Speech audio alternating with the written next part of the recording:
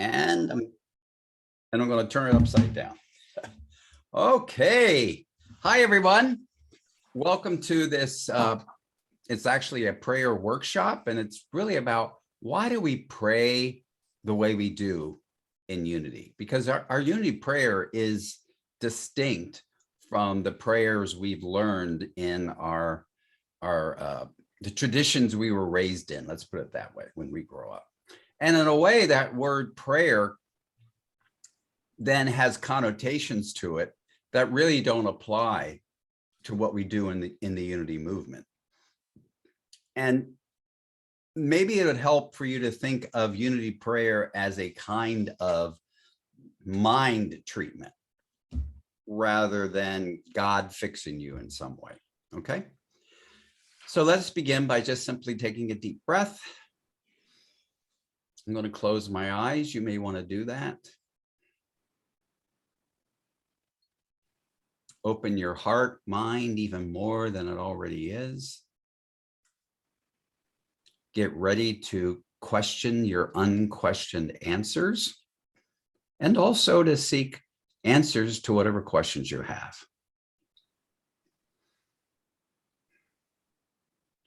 I feel grateful for each of you that's in this room, knowing that you are bringing your heart, your mind to this now moment, so that each of us can be the very best we can be.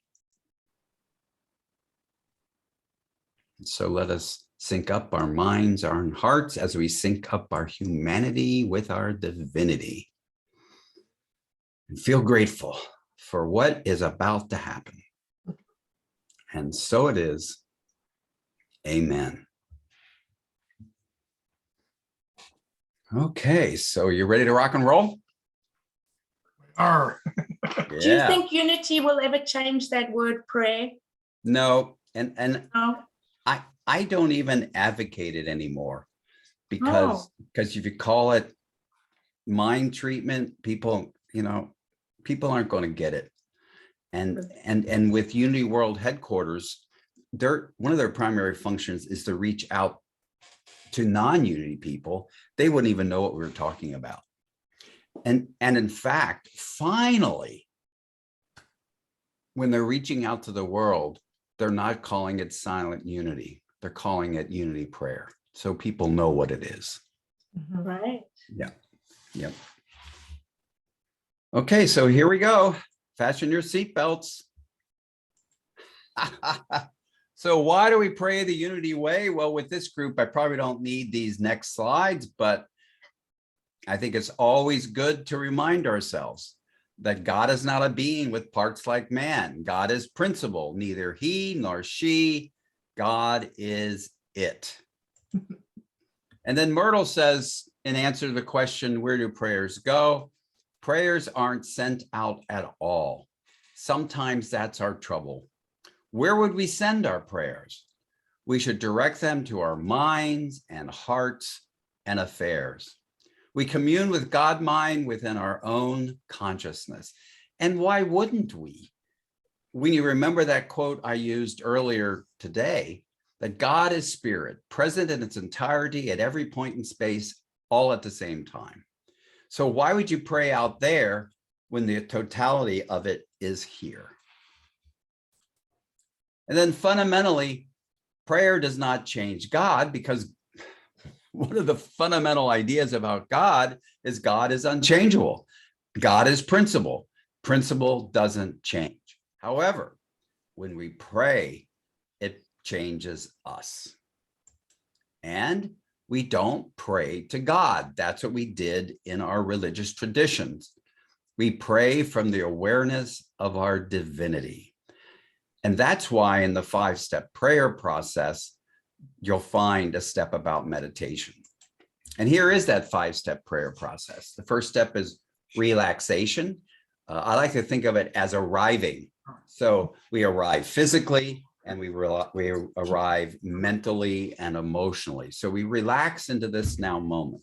We let go of any activity that we use to get us where we are. And then concentration can be seen in a couple ways. I think the most important way to see it is the beginning of the focus of the prayer in the direction of the request. And for me, it is usually formulated in some sort of denial and affirmation. So most prayers are about satisfying a lack of health, lack of money, lack of relationship, you name it. And so we want to give no power and importance to those things as we claim what we desire. And so when I do that, I'm setting my consciousness in that direction. It's like setting a sail. As I move now into meditation, a time of silence where there's that synchronization that occurs between my humanity and my divinity. And having said that denial and affirmation, that affirmation is a desire. And that synchronization will put a demand on all principles so that the principles that come into my awareness are the ones that best fit the desire. And then at some point, I come out of the meditation and I go into realization. And realization is really a form of faith. Realization is when I know that I know that I know something is true, regardless of whether there's evidence of it or not. And isn't that true about principle? That we don't often have outer evidence of it, but we know they exist. And so here, what I'll be doing here is an affirmation, an assertion, using principles that are directly related to the prayer request. So in just a big broad brush way, if someone has a prayer request for healing, the goal essentially is total well-being through the body-mind system. And there are certain powers which are absolutely appropriate. I call them the cover-all prayers when it's a prayer around well-being. So it would be the principle of life, which is one of the 12 powers, the principle of health, the principle of wholeness. And I actually am adding 2 more these days. I'm adding substance, because our bodies are made of substance, and there's a divine idea of substance, and divine intelligence. And that's to support that innate intelligence that's present at every cell to pull together the forces, that which is needed to heal the body. And when I reach that point of realization, I'm automatically in gratitude.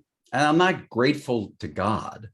I have appreciation for the truth I know. I have a appreciation for the realization at that deep I know that I know that I know level for the principles that I claimed in the realization step. So let me stop there. Any questions or comments about all that? Oh, We could say questions, comments, or concerns, okay? I noticed in the slide about God,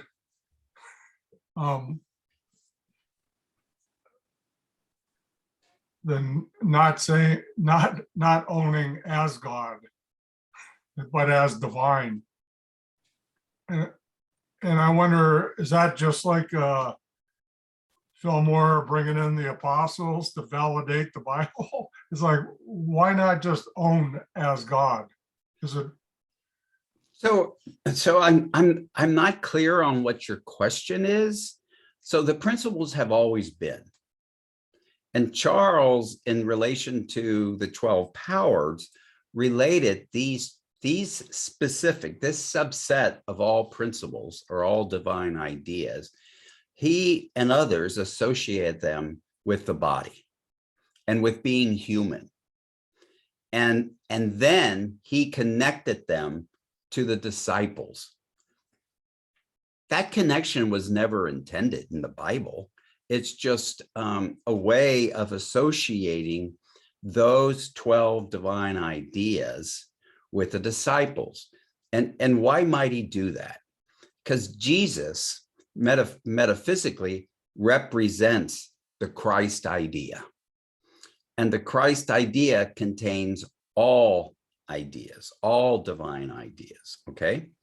And so as Jesus went about calling the 12 disciples, well, the disciples represent metaphysically, the process of metaphysical Bible interpretation, something in us, just as Jesus represents the Christ principle within us.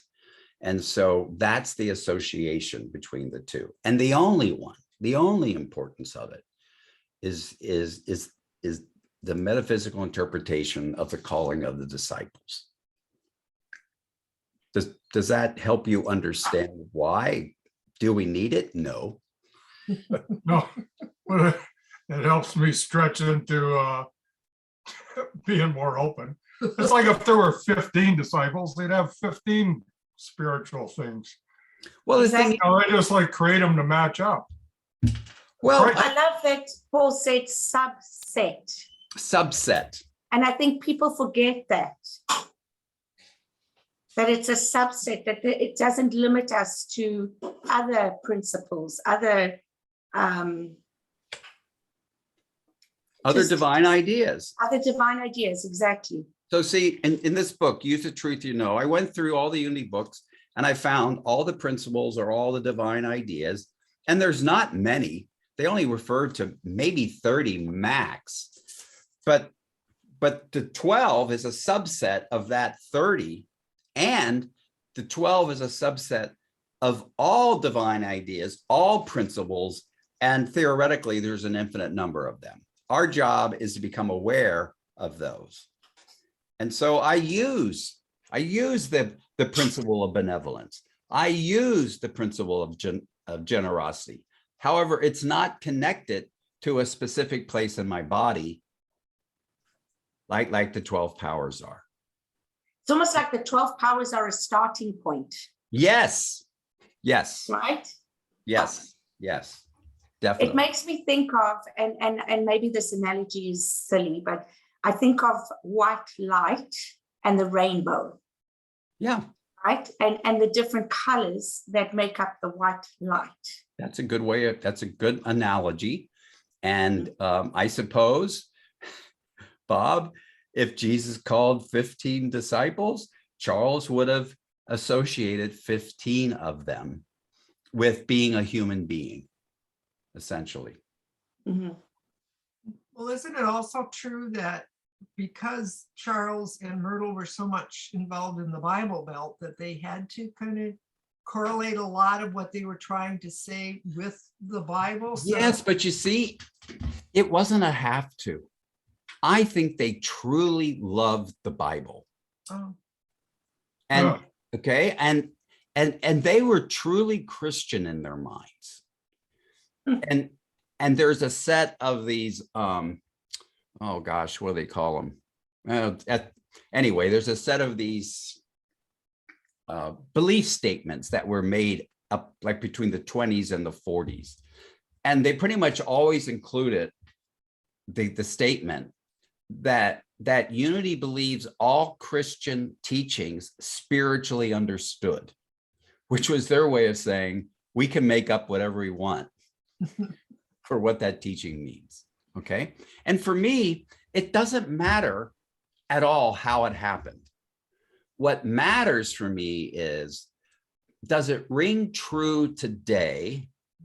And more importantly, is it useful? This is practical metaphysics. Is it useful? And then beyond that, if it's not useful, well, then it's just something for us to think about and play with our minds. But it doesn't, if it's not useful, so what? Cheryl. I don't know how you feel about including the findings of other metaphysical teachers today into Unity. Like I'm thinking about Greg Braden, and he's working with, I think he's a scientist, his name is Nassim or something, and the things that they are discovering about the creation and universe being actually in every cell of our body, in every atom. It's like scientifically coming together with the teachings. And I sometimes wonder why we don't include some of that as, okay. I do. And Okay. I changed the teaching, Yeah. the metaphysical teaching, Mhm. if it no longer synchronizes with science. Because Okay. for Paul, the principles, or really, if we say the principles, the constants, and the unchangeable laws of science are really no different than the principles and unchangeable laws of mind. It's just that the laws of mind apply to consciousness. The laws of electromagnetism apply to electromagnetism. The laws of quantum physics apply to the quantum. Okay. And so I shift the teaching. I haven't looked at Greg's stuff for a long time, but I'm pretty certain now. I dropped the creation story a long time ago. However, now I believe that principle and law has always existed, consciousness has always existed, and physicality has always existed. So we're not talking about, so it gets us away from creation and the creative God. Now, we're creative. Yes, we are creative, but I don't believe in a deity that created me or the physical universe. Yeah. Okay. Yeah. Yeah. So we shift things as we go along, and I just can't keep track of everybody today. Of course.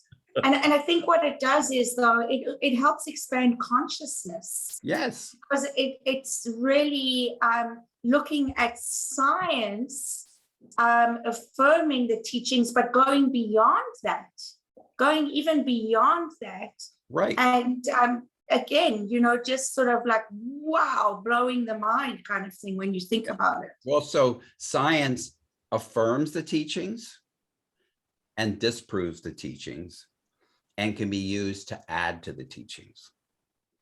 And Charles was into science. So why we wouldn't be into science? I think not being into science now as a unity person would be dishonoring our history. Thank you. Thank you. Thank you. You're welcome. Well, is what you're talking about quantum physics then? Well, so mostly we are talking about quantum physics in some ways, but we're talking about any scientific discovery. So, for example, the reason why I can say with pretty good confidence that the physical universe has always been around is because we've got some pretty good evidence that there were big bangs before the one we're in. And now they're wondering if it wasn't a big bang, it was a big bounce. And so that's not quantum physics. That is traditional, I guess we'd call astrophysics or astronomy. So the whole lot of science needs to be looked at and considered. Yeah. And I love the concept because the physical universe, at least for what we know, is infinite. Consciousness is infinite. The divine is infinite. And so it reveals an underlying similarity, or I don't know what the word would be, but we don't have one thing for one thing and one thing for another. Yeah, exactly. Yeah. When you say science can disprove unity teachings, what did you mean by that? Yeah. So there's one I'll mention, and that is so if you go back into traditional religions, going back into the Eastern religions, there's a lot of mythology about how being sexual will prevent you from being more spiritual and will make you less powerful. And so that's how the tradition arose, at least I know in our country, that men involved in sports were discouraged from sexual activity prior to any sports performance because it was believed that it would decrease their performance. Someone finally researched that, and guess what? It's just the opposite. Okay, so and why wouldn't it be? You know, Yeah. it's natural. It's like, Yeah, okay, absolutely. all right. So that would be just one really strong example. There's others, and I'm not bringing fully. Oh, I'll bring them. So there's two others for sure. The traditional new thought, not just unity concept, is mind creates the physical body, but there's no feedback from the physical body to the mind. That's been totally shattered, totally shattered. And there's and the writings, the historical writings says mind gives rise to feelings.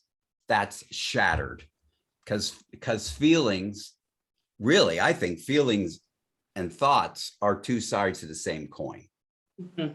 Okay. And they both impact the other. So those are three major areas that I'm just thinking of right now. Right. Yeah. Okay. Yeah.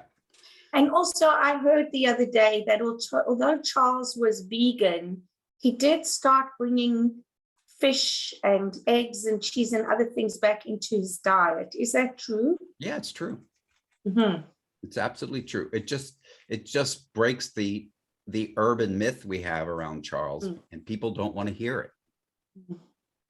So Rosemary Fillmore Ray, she was his granddaughter or great granddaughter.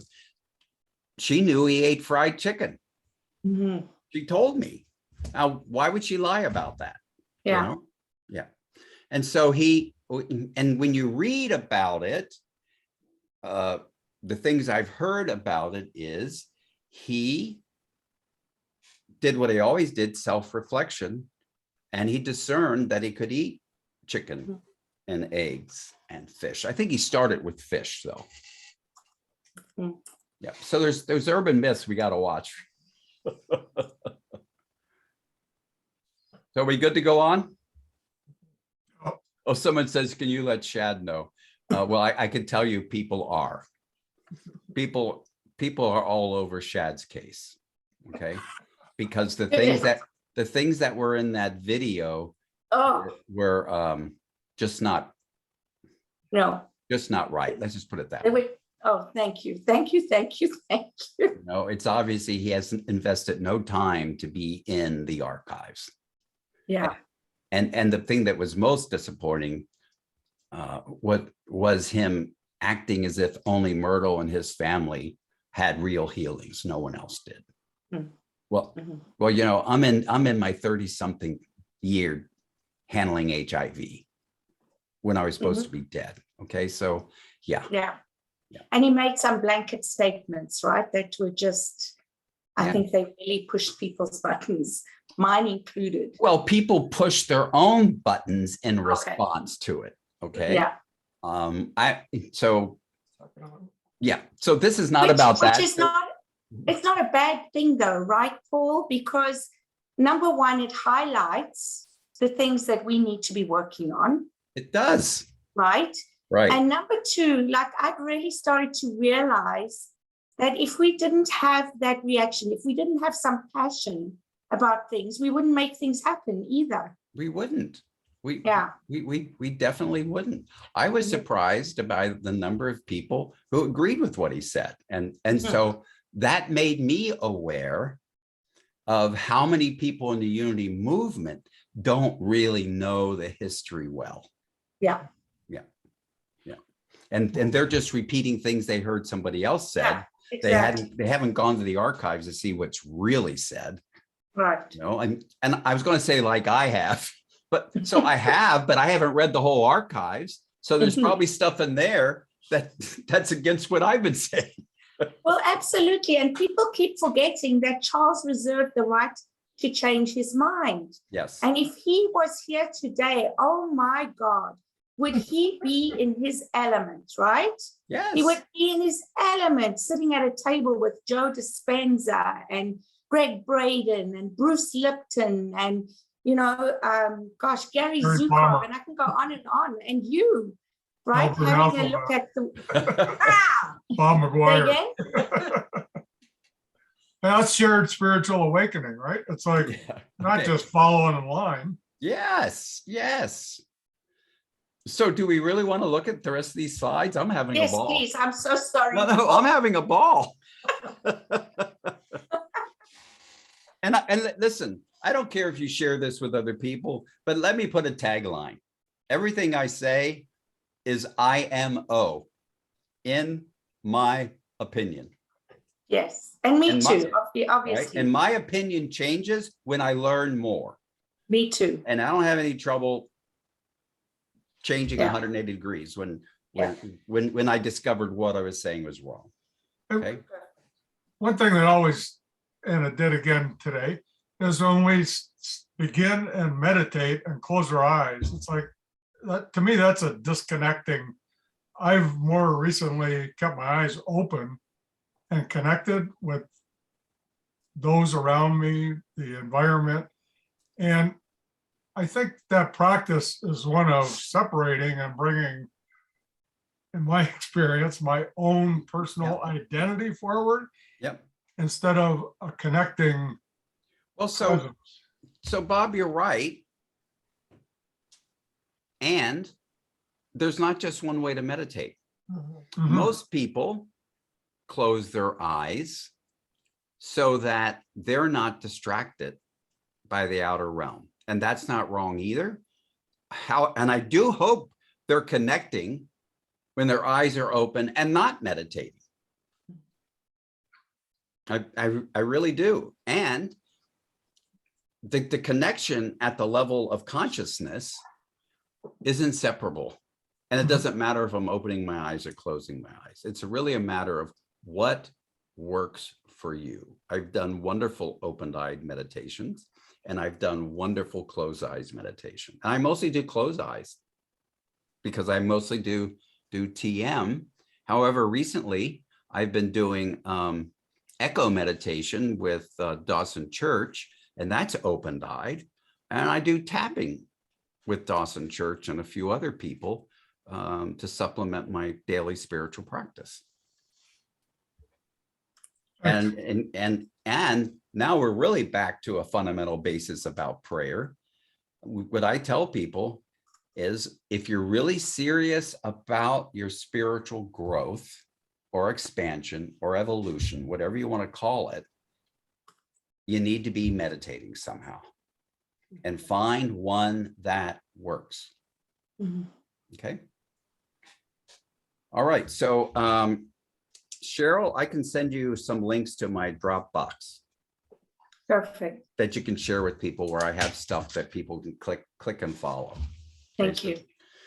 So they don't have to do a lot of searching around, but then that can be fun too. So I don't want to discourage that. Okay. So unity prayer is affirmative prayer. And one of the problems about that is what people do when they hear unity is affirmative prayer, they do a traditional type prayer, but add positive words to it. That's not what we're talking about.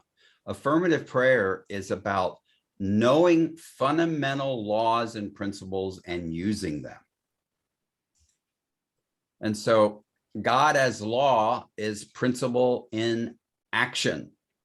And divine law is a logical process by which principle or God manifests. And I really prefer principle over God. So when I get to a couple laws here, I'll show you how law depends on principle in order to work. And that's what we mean by law is principle in action. And so the primary laws for me that are used when we're praying with others or praying with ourselves are the law of expression, the law of divine order, and the law of mind action. The law of expression says We must learn the law of expression from the abstract to the concrete, from the formless to the formed. Well, that's pretty obvious. When someone comes to you with prayer, you have an unlimited number of things. You could be joining them in prayer. And then when they talk about their prayer request, you're in the process of moving it from something abstract to more concrete in the mind. And so this is a way to visualize it. God is mind idea, which is abstract. And then we have to limit that abstraction or define it or focus it or form it or refine it. I prefer the word limit. Unity people have an analogy to that. And so within my mind, as in that limiting process, I have an inner experience. Those are thoughts, ideas, beliefs, images, feelings, emotions, attitude, experiences. You could add perceptions and sensations to a certain point. And then that impacts my body in neural pathways and biochemicals. And then we have to take action for outer manifestation beyond the body.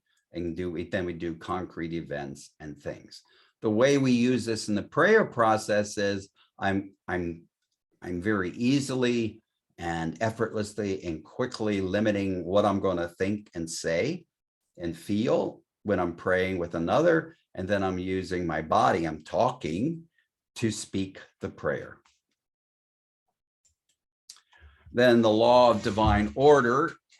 This is the law that Myrtle and Charles are talking about when they say order is the first law of the universe, or in the writings, they're speaking of God's law or the law of God. That's this one. It's essentially mind, idea, expression. It's the way everything comes into existence. Man can never exercise dominion until he knows who and what he is.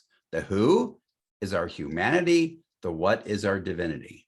And knowing brings forth that knowledge into the external by exercising it in divine order, which is mind, idea, and manifestation. Now, let me talk about that a little bit. Yes, please.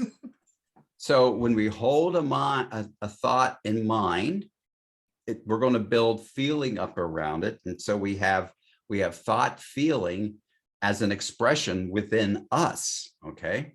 And when we hold that thought with feeling, it grows, okay? So here's a couple principles involved. When we're holding that thought or idea, we're giving it life.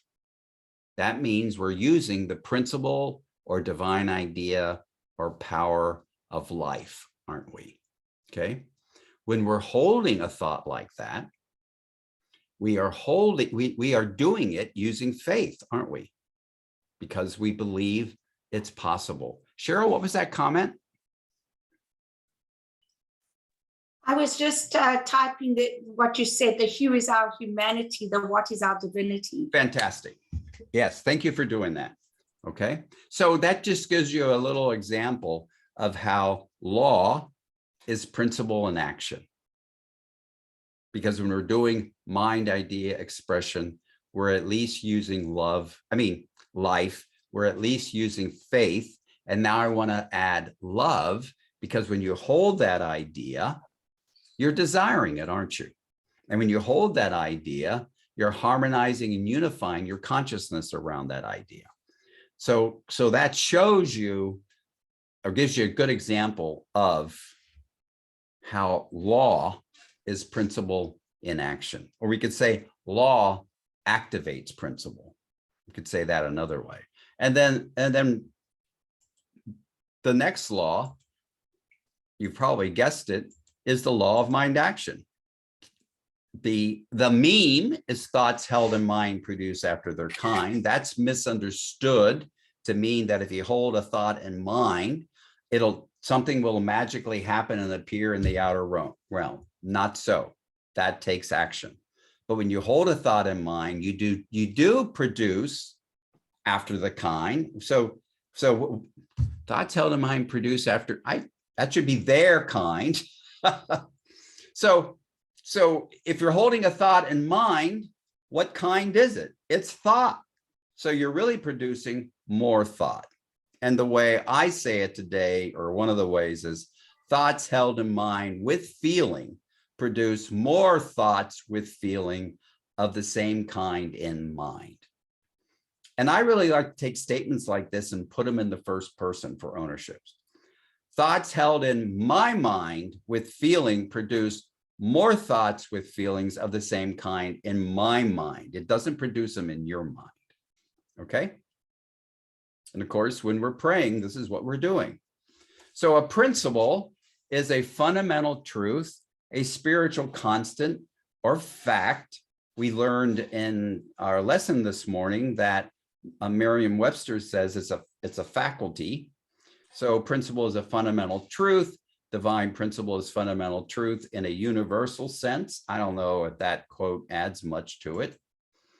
And then we can look at the primary principles. In this case, they are 5 of the powers that are where we can think that we're consciously involving or unconsciously in the prayer process.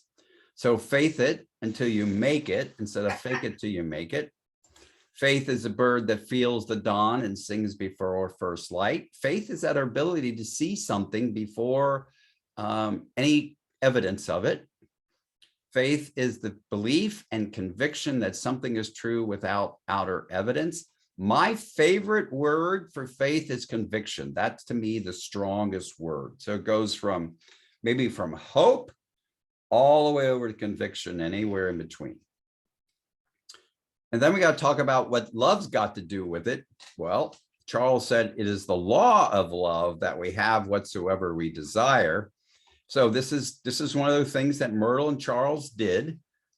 Sometimes they called things that are principles laws. And so this is really, it's the principle of love that we have whatsoever we desire.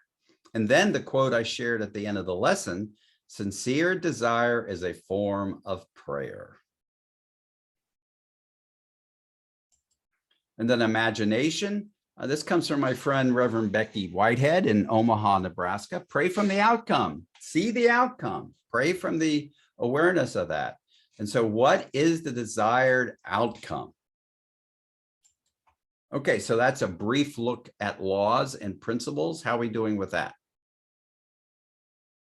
Good? A couple slides back, serious something, Serious? a couple slides back. Well, I'll go back. Sincere desire? Sincere desire. Yeah, what's sincere desire as So, opposed to desire?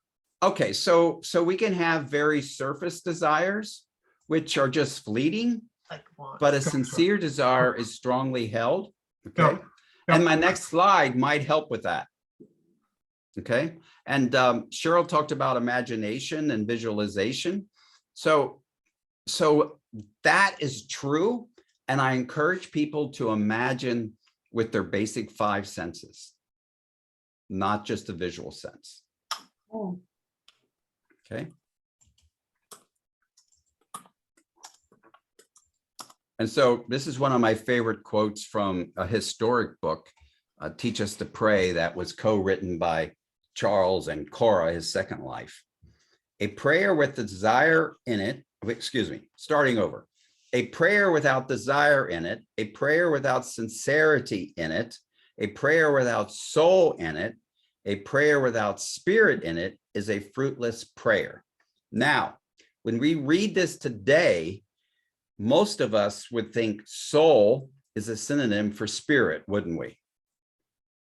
But that's not how they're using it, because in their day, Charles defined soul basically as our personality, the sum total of the contents of our conscious and subconscious mind. So it's personality. And Could it also be depth? well, so depth comes for me with sincerity. Okay. But soul would mean some depth is involved. So this is not just a wham bam thank you man sort of prayer. Okay. So I updated this to say a prayer, now putting in the positive, a prayer with desire in it, a prayer with sincerity in it, a prayer with personality in it, and a prayer with principle in it is a fruitful prayer. And And I don't think we could get any clearer about that, could we? And so then what does life got to do with it? Well, life is the power we use to energize, vitalize, and activate. It's the power we use to be a life giver. And that's what we're doing when we're praying. We're giving life to the desire. And so the next slide is another thing about what prayer could be. Concentrated attention of the mind on an idea of any kind is equal to prayer. We're just stop right there. Concentrated attention of the mind on an idea of any kind is equal to prayer. That's why worry is a form of prayer. Oh, got it. Right. All right, cool. Okay. And when we do that, then that will make available the spiritual principles that is its source in proportion to the intensity and the continuity of the mental effort. Perfect. Okay. That's one of my favorite quotes too, from Jesus Christ Heals. And then Charles also said this. He originally said, prayer makes man master in the realm of creative ideas. Well, what is the realm of creative ideas? It's God, it's the divine, it's all the principles and laws, okay? And so prayer makes you master in the realm of creative ideas. But why don't we say that in the first person? Prayer makes me master in the realm of creative ideas. Pretty profound statement. Man should not crawl and cringe before an imaginary king on a throne. We should affirm with conviction. Remember, that's faith. We should affirm with conviction those mighty words uttered by Jesus. All authority hath been given unto me in heaven and on earth. Now, most people, when they read that, they would think Jesus is talking about a heaven out there and physical earth. But that's not how it's understood metaphysically.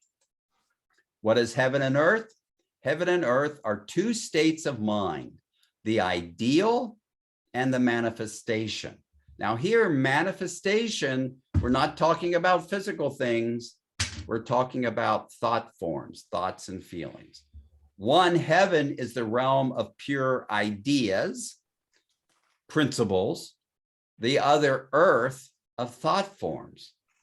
So then this becomes, we should affirm with conviction those mighty words uttered by Jesus. All authority hath been given unto me in the realm of divine ideas and thought forms. Okay, what does that mean? You and I have absolute dominion over divine ideas or principles, plus our thoughts and our feelings. No one, no thing, no event, no circumstance makes you, causes you to think or feel anything. You choose those, sometimes subconsciously. However, you choose them. Let me check in on that one, because that is a major important unity premise, because we've been told, we've been indoctrinated by news services and people around us that outer thoughts, ideas, beliefs, outer events, outer circumstances, other people cause our thoughts and feelings. They may influence them, but they can't cause them. And this is a source of great power. Great power. Two areas that come up for me is one, the prayer of protection and the blessing of what our gift or offering, Okay. which So- to me, yep, go ahead. So let's start with the prayer of protection. I have upgraded it because you're not going to be able to get rid of it, because the first statement was written for soldiers in World War II, is written for everybody. It's not unity theology. And so so you say, the light of God surrounds me. Well, that's true. It's also here though. And then you say, I am the light. Mhm. Mhm. The We love do of God enfolds me. It's also here. I am the love. Right. The power of God protects me. It doesn't have the ability to do that. Only you can protect you using that power. So I am the power. And the presence of God watches over me. It doesn't watch, but it is everywhere totally present. And so Yeah. I am the presence. Wherever I am, God is. Yep. And that's true. Agreed. Yeah, The yeah, we misconception, adopted that at Community Kitchener as well that way. Good. but the- Quite a while, yeah. Now, what about the blessing for prosperity? oh, in fact, let's hold on for a second. Okay. I find it, to me, the teaching and the way that it's presented in unity means that those lines are synonymous. And it leads people to believe that they're synonymous when they actually aren't at all. They're not. So when you say it, the way you say it, that's the clarity I would like to see presented. Not like Oh, the I see. power of God watches over me. Yeah. I don't know how to say that respectfully, that that's actually not true. It's not true. Okay. I know, but it Okay. So, feels like we're teaching that. well, and we are. But if a minister wants to get fired, it'll happen if they try to get rid of it because people love it. And you could say it. In fact, I would do this as a call and response. I am the light. I am the light. I am the love. I am the love. I am the power. I am the power. I am the presence. I am the presence. Because that's the clarity of the teaching. Right on. Okay. And wasn't that a poem that was first made up by James Dillett Freeman? It was made up by James Dillett Freeman for the soldiers, Yeah. all soldiers in World War II. And you know what? James might have believed that stuff.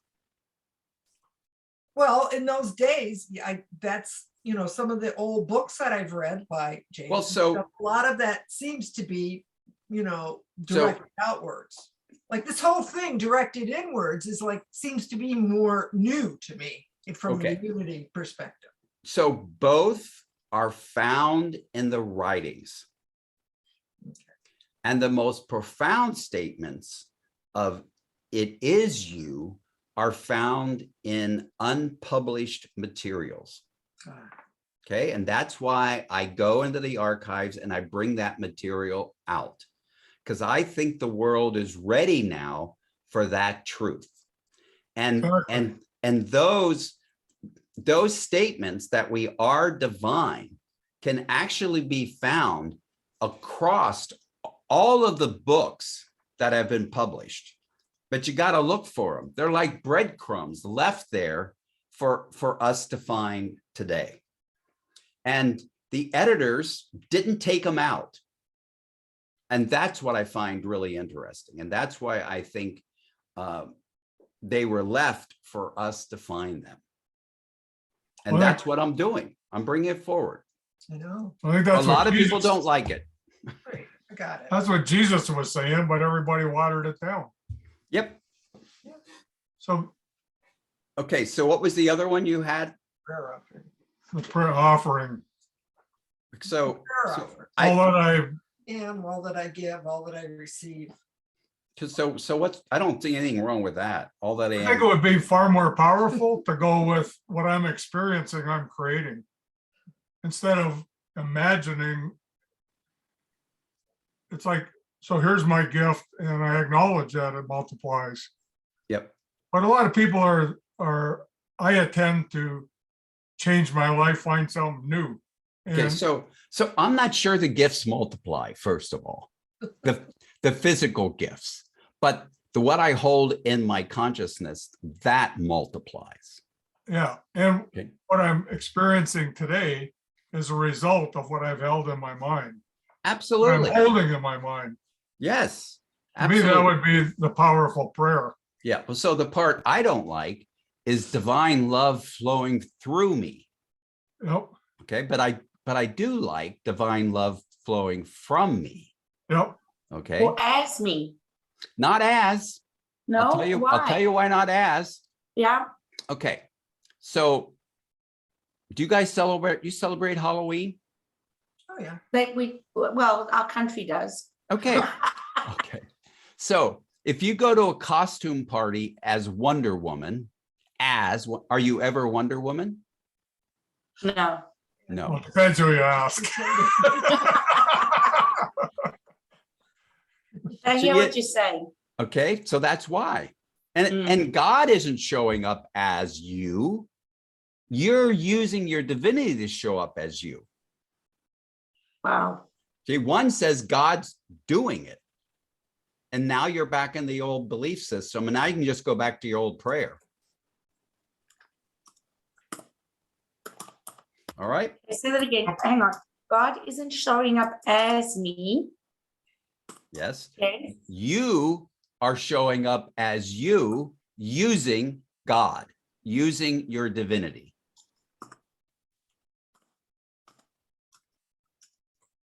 It's really hard for us to wash out of our consciousness that God does things, Yeah. that Well, God fixes things. we've been so indoctrinated from Yeah. everything. Well, yes. But except that I am one with God. No, you're not. I'm You're not. No, one with implies two. Okay. You are one. I'm one. Okay. Or one You- with Yeah. God. You are divine and you are human. That's not two things, because you couldn't Okay. have your So I am humanity. showing up is me, is I am God showing up as me, but not separate. I hear what you're saying. I Nope, am nope, it. no, No? no, you're back Okay. to God showing up as you. Okay. Carry on. Help me with this. Principle does nothing. I understand what you're saying. I don't know how to say it. Okay. Somehow, some way, and I haven't figured out the mechanics of this, that consciousness is using divinity to manifest my personality and my body. But again, consciousness is using divinity to do something. Yes, because consciousness does. Okay. Divinity And does nothing. consciousness is mind idea. So consciousness is well, now we got to go down another rabbit hole. I like So- these rabbit holes. So consciousness includes little m mind, little I idea. It also includes awareness. It also includes arousal. It also includes motivation when we're talking about human consciousness. There's a bigger consciousness that we really haven't gotten a grip on. Because is it aware? We have no way of knowing if it's aware or not. Does it do anything? We have no idea of knowing if it does anything. And we get into the danger of your definition and my definition may be different. And we Well, could that's be not part a of danger. Well, then we do a dance, but still, That's a dance. the fundamental idea. So let's back it up. In order for God to do anything, in order for God to express as you, and then to express as me, God would have to change. Okay, so I think of the analogy of the ocean and a wave. Like the Well- wave can be seen as a wave, which is still part of the ocean. So I am the wave and the ocean is one. Yeah, but that analogy sucks. Okay, help me. Okay. Help. Okay. The entirety of divinity is at the point of view. Okay. And we talked Mhm. about 37.2 cells, but it's at every point in your body, not how many points are in each cell. You see what I'm saying? But your personality and that divinity does not change, is not matter, is not formed. Your personality and your body changes Mhm. is in your body is matter and it's formed. So what we are is really a limitation put on divine ideas expressed using laws. Oh my God. That is so like, what? Yeah. Like, I mean, I hear the words, but it's Yeah. just, Yeah. And if you haven't heard it before, it's hard to hear. And why is it hard to hear? Because you're bumping up against your creator God. mm, Isn't the wave the personality? I don't know. Like don't I know. need to relate it. I hear what you're saying, but like Joanne said there, like, oh my God, I heard that, but how do I Yep. integrate that into my understanding? So Maybe what I being- like about the analogy of the wave and the ocean is the inseparability. yeah. Okay. What I don't like about it is it doesn't take in your humanity in any way, shape, or form. The wave doesn't think, the wave doesn't feel. You do, God doesn't. But you couldn't think and feel unless there were these principles that are being used to make it possible. Another fundamental premise found in unity. You don't have to, remember, you don't have to agree with any of this. Right. Okay. The fundamental premise is in order for anything to exist, in order for anything that changes to exist, there must be an underlying principle that is being used to make it happen, to bring it into existence. That's the fundamental premise. Okay. And you know what? Science is proving that. Science is proving that. Yeah. So if you think about an atom, okay, and let's think of it in the more traditional way because it's easier. All right. Atoms, if the electrons in atoms can only exist in predetermined orbits. And those orbits are determined according to constants and laws. And so in order for electrons can move from orbit to orbit, right? But they don't move between the orbits, they jump. One moment they're in this orbit, when they get enough energy, they jump to the next orbit. It's like magic, okay? And because there's no principle or constants and laws that would allow for electron to exist in between orbits, they can't go there.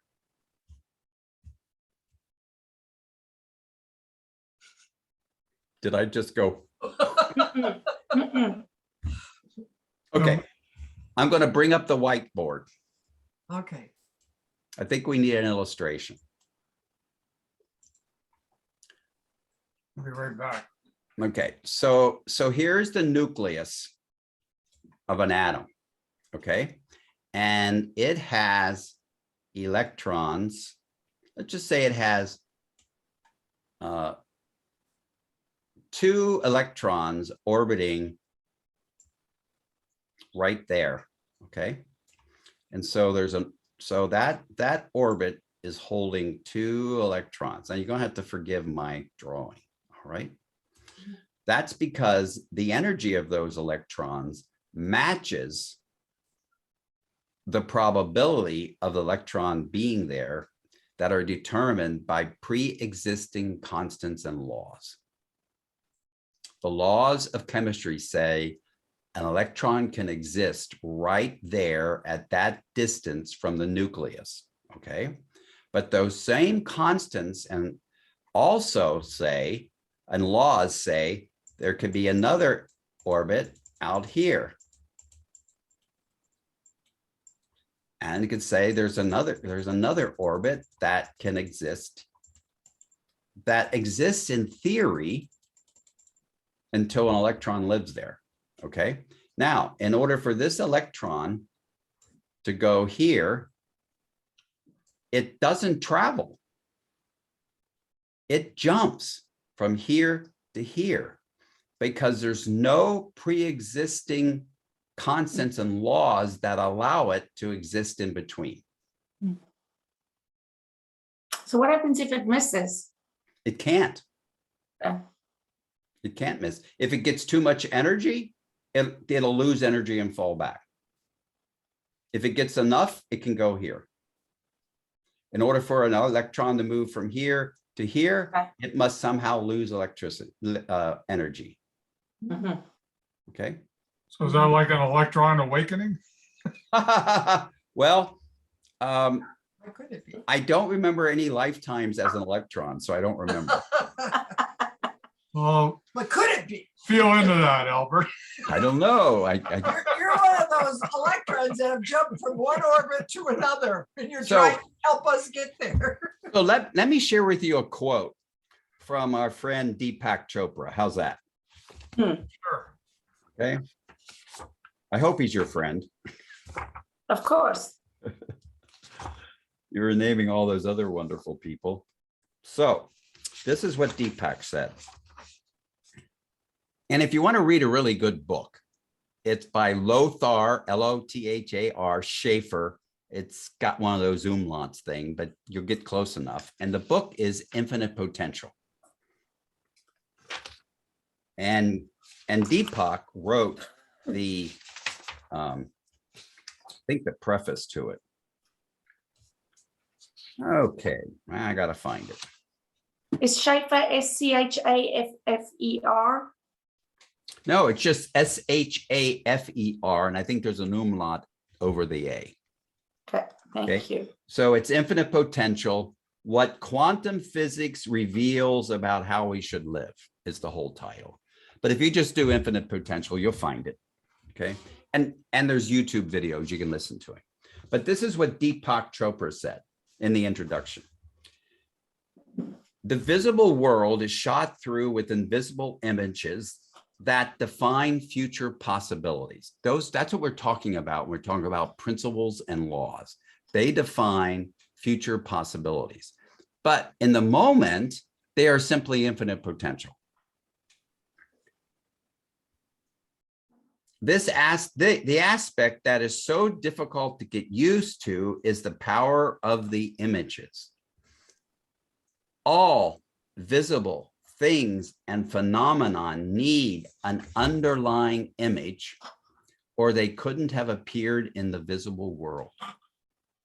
Since this rule applies to the processes of the physical world, as well as to the processes of our mind, it reveals an unexpected congruence of the physical and the mental that is typical for the new physics.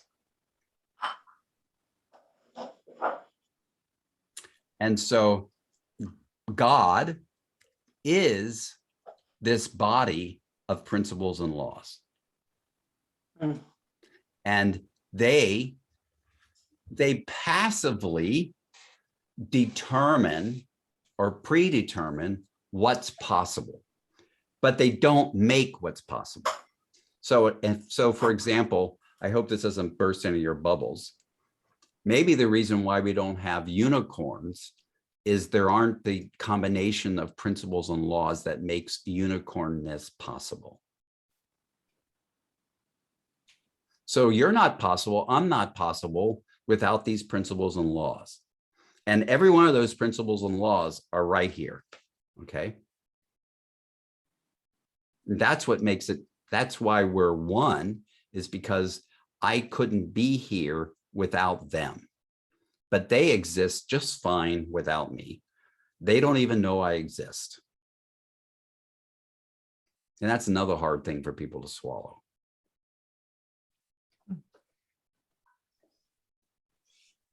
Wow.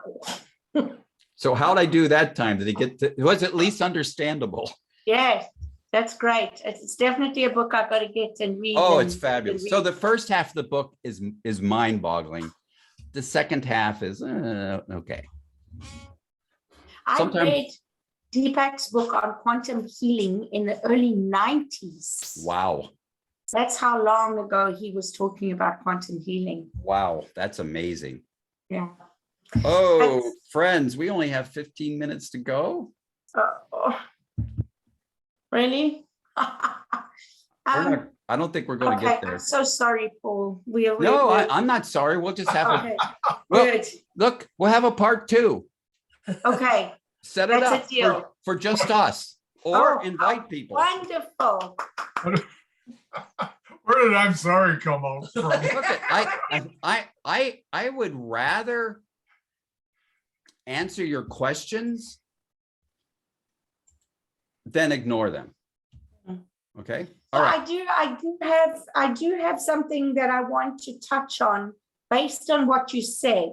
Okay. Because one time I said, and I've believed that God is energy, but what I'm hearing, and you said to me, no, God isn't energy. And I was like, of course God is energy. Like everything vibrates and either goes back into the ether or into some form of density, right? That's Yeah. how I saw it.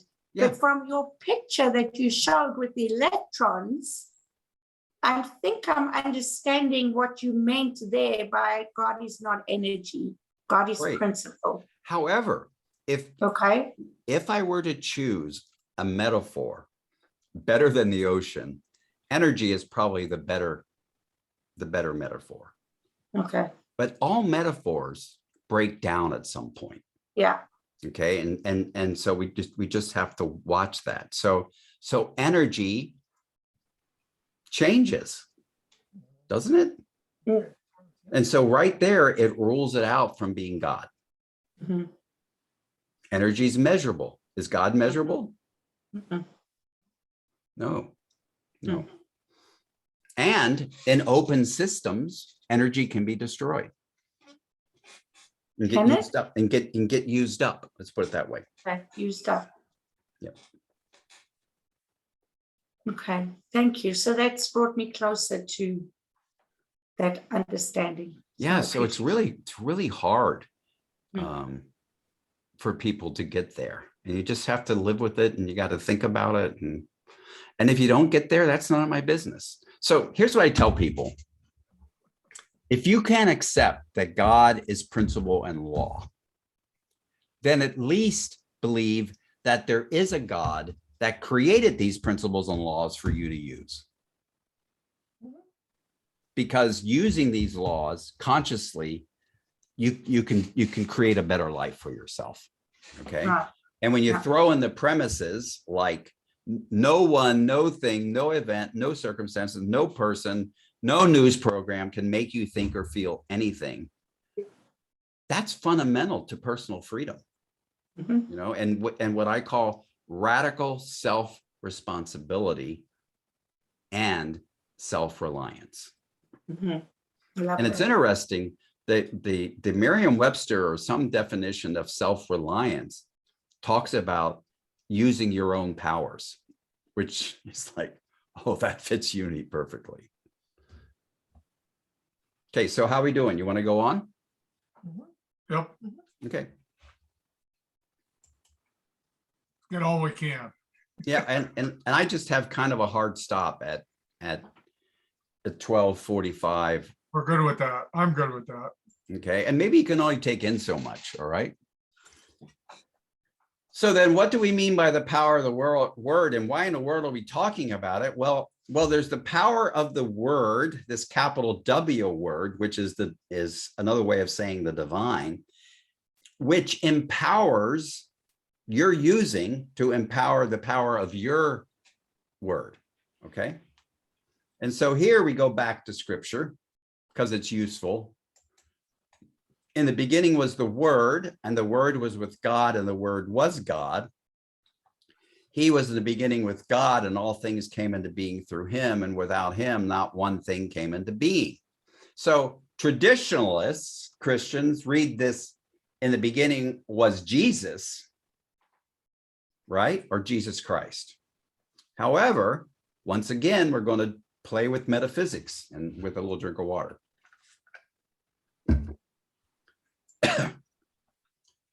The word is the creative idea in divine mind, which may be expressed by an individual when he or she has fulfilled the law of expression, which we just learned about.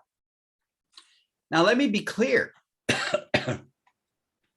This language in Keep It True Lent makes it sound like there's this thing, divine mind, that has creative ideas.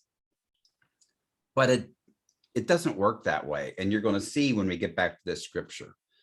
Divine idea and divine mind are synonyms. And then we have the mind. By the term mind, we mean God, the universal principle, which includes principles. So now we do word substitution.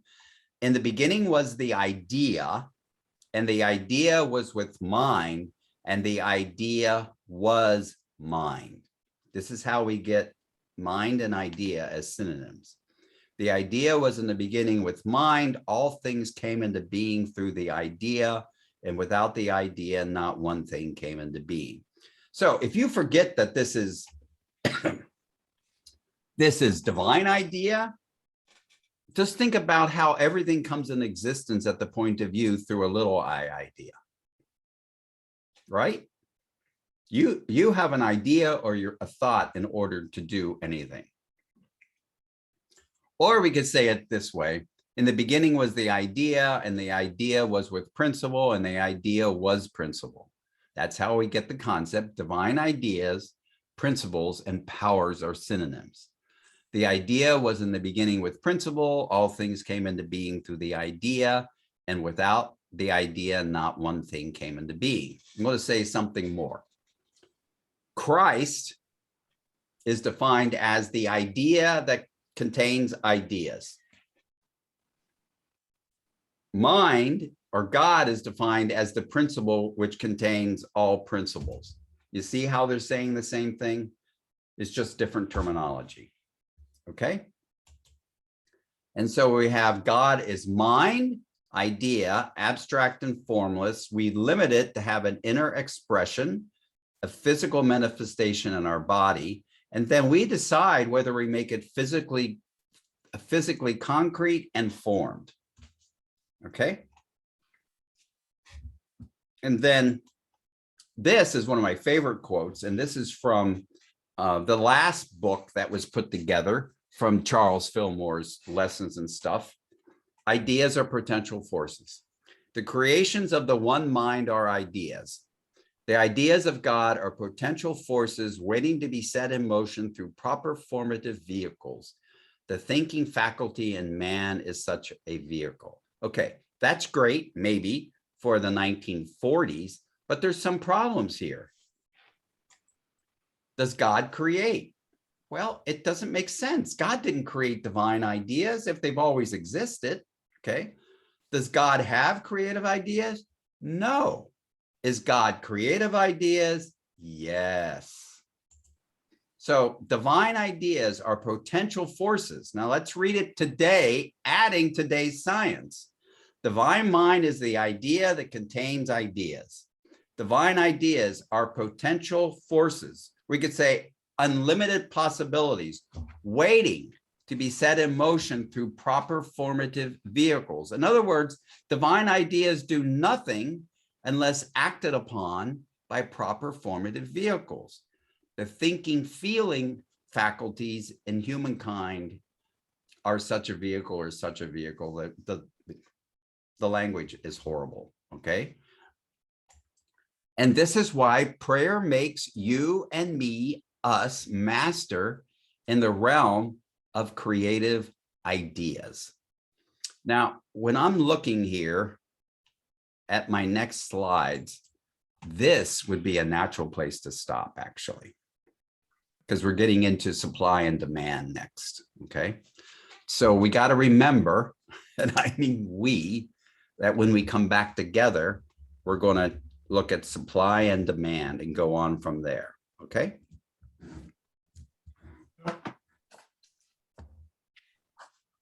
So thank you for your wonderful questions. Do you have any more? Probably a gazillion, right? Yeah, I'm up to here with. Yeah, and that's another thing. It can be a good place to stop because you're already on full. Mhm.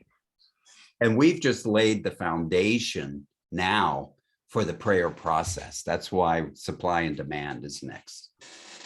It relates to what we're just talking about, that divine ideas are potential forces waiting to be set in motion by proper formative vehicles. So your thinking and feeling nature puts a demand on the divine ideas. Okay? Wow, this is absolutely incredible. Well, thank you, Diane. I was about to ask you, did you have anything to say? You've been so quiet and wonderful. No, I've been taking notes here, and I'm not very scientifically minded, so Okay. everything is pretty new, and I really want to catch up in myself to find out exactly what this was all about.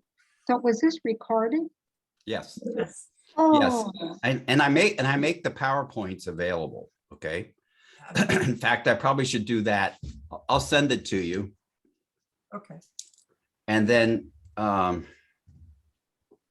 if you want to peek ahead, you can. No.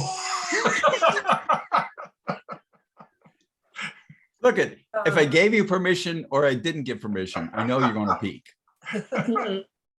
The wicked me would just be cut it right here and only send what. Well, you know what?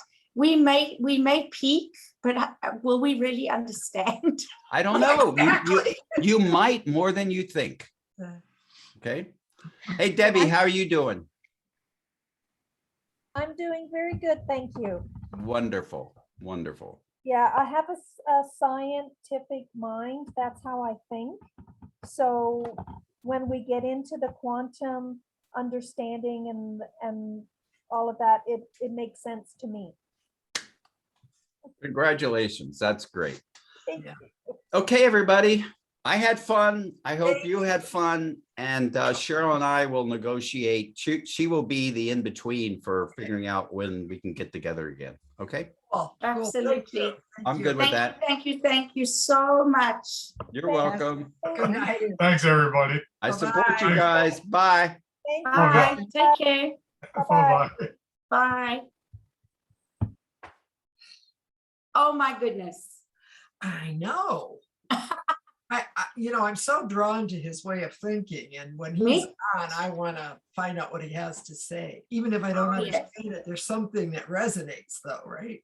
Yes, absolutely. Powerful. Mhm. Mhm. And Yeah, thank take you a look for- at Humanities Team website. Humanities Team.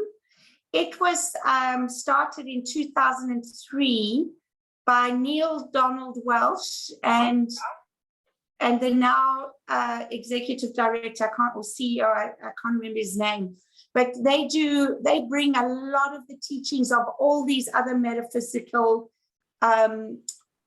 teachers and scientists together and offer videos and workshops and just so much information. And that's where I'm hearing about, the new findings that are coming up, which is just amazing.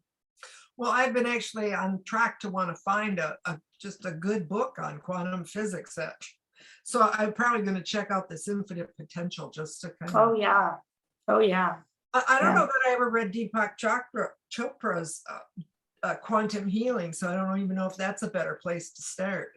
Well, I was wondering, let me just go and see if I'm correct. I think it was called Quantum Healing. I read it in the early 90s, and it introduced me to quantum physics, which was just Getting started. amazing.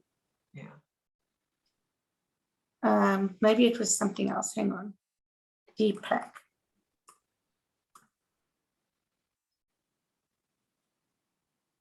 Yeah, I think it was called Quantum Healing. Let me see what year.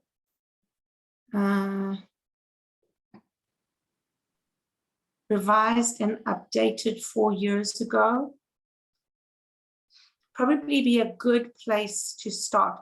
25 years ago, after its initial publication, and nearly 800,000 copies sold, a long-awaited second edition of his revolutionary book on the scientific and spiritual connection between the mind and body. That's exactly where I'm going to start. Yeah, fabulous book. Cool. Blessing to all those who read it. Yes, He won't be Yes. one. I know, he doesn't like reading. But he Well, sure see what you absorbs can find. Maybe there's an audio book, Bob. stuff.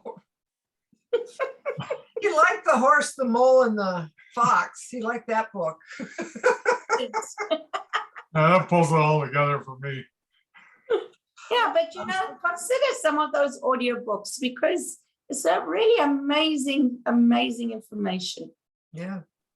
Yeah, I Mhm. think your mind would be like a sponge absorbing it. I'm good with using the You're good tool. with us reading it and sharing. I'm good with experiencing. Anyway, when did you get home? When did I get home? Friday, well, Saturday morning, 12:25, the plane landed. At like lunchtime or? No, AM. Yeah. AM. So I was, yeah, I only got to bed about 2 or 3. So you're Is this Canada-wide that you're part of, or did you The go right board, into? Canada board. Okay, the Canada board. So Yeah. was it out in okay. Oh, you weren't involved with any of the mudslides or anything going on out there, were you? We were there, but we were very blessed where we were. We were more, I think, central BC, but where we were, there were a lot of floods. All the highways were closed for a time. I think one opened the Monday or Tuesday, and yeah, they are experiencing just devastation, really, that, you know, the whole province now, because they're on gas rations to try and preserve gas availability. Abbotsford was completely cut off, and they've run out of so much stuff. There were trucks on the highway where people had to be airlifted Yeah. from their cars and trucks because mudslides had penned them in. Yeah, so it's, yeah. A town called Merritt was Interesting. evacuated. Say again? A town called Merritt, I guess, was completely evacuated. Yes, that's correct. Yes, yeah. And there were some people, you know, that where the fires were that burnt down that one little town, who had apparently gone to Merritt, and now they've had to evacuate again. Wow. Yeah, It but said- yeah, interesting times. You know, we suffer on a human level, and that's not no small thing. I don't want to diminish that, and I really think that it's necessary. It's time. It was predicted. I remember seeing a Greg Braden video, a VHS video I had. And that was, I would say, oh my gosh, 35 years ago. And it was called Something to Zero Point. And he showed how many times scientifically the Earth had tilted off its axis.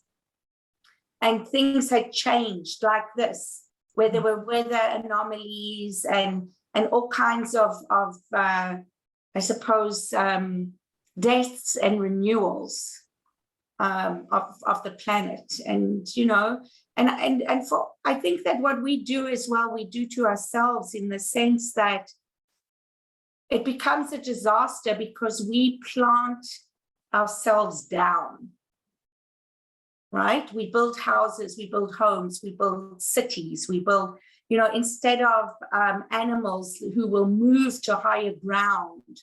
The sad thing is the animals don't have higher ground to move to anymore. And so they are suffering and dying too.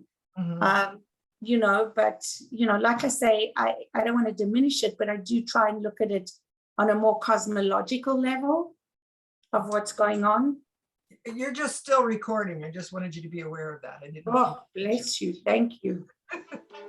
Ugh.